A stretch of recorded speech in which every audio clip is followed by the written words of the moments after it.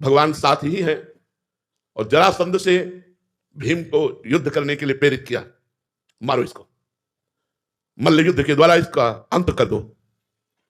कई दिन तक युद्ध होता रहा।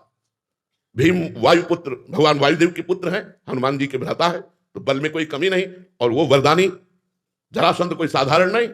20,000 राजाओं को तो कैद किया था भैरों की बलि देने के लिए, 20,000 राजाओं को।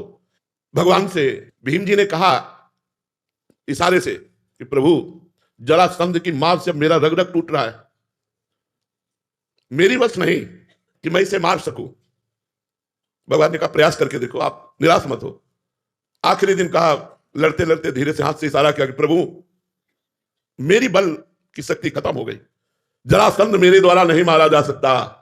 भगवान ने कहा तुम्हारे द्वारा ही मरवाएंगे, और एक तिनका लिया, चीर दिया, क्योंकि भगवान उसके रहस्य को जानते थे, भगवान उसके जन्म रहस्य को जानते थे कि जरा नाम की एक राक्षसी ने इसको जीवन दान दिया। इसके जो पिता थे वो राजा ही थे, उनकी कोई संतान नहीं होती थी। उन्होंने एक ऋषि को प्रसन्न किया, तो ऋषि ने एक फल दिया और कहा अपनी रानी को खिला देना, इससे संतान उत्पन्न होगी। रानियां 2 थी, उन्होंने फल दिया और कहा इसके पाने से गर्भवती हो जाओगी। अब बुद्धि काम नहीं की, दोनों ने फल को आधा आधा काट लिया और दोनों ने पा लिया, दोनों गर्भवती हो गई, और जब दोनों के बच्चा हुआ तो आधा आधा हुआ। आधा आधा देख करके उनको बहुत शोक हुआ और फेंकवा दिया। जरा नाम की महान तपस्विनी थी राक्षसिन, लेकिन आकाशचारी सिद्धों की समस्त सिद्धियां और महान तपस्विनी। उसने देखा कि 2 बालक की इस तरह के 100, दूसरे का जियो जियो जियो। उस सिद्ध तपस्विनी जे ही ऐसे किया, दोनों जुड़ गए और बच्चा रोने लगा। उसको पता था, महाराज के पास गई और कहा ये आपकी संतान।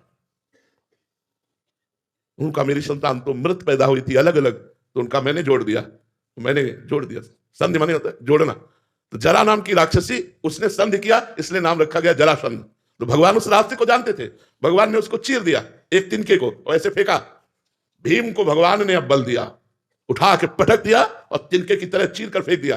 फिर भी वो जुड़ गया के भीम ने कहा प्रभु, तो प्रभु ने फिर उल्टा फेंका, तो दोनों शांत हो गए।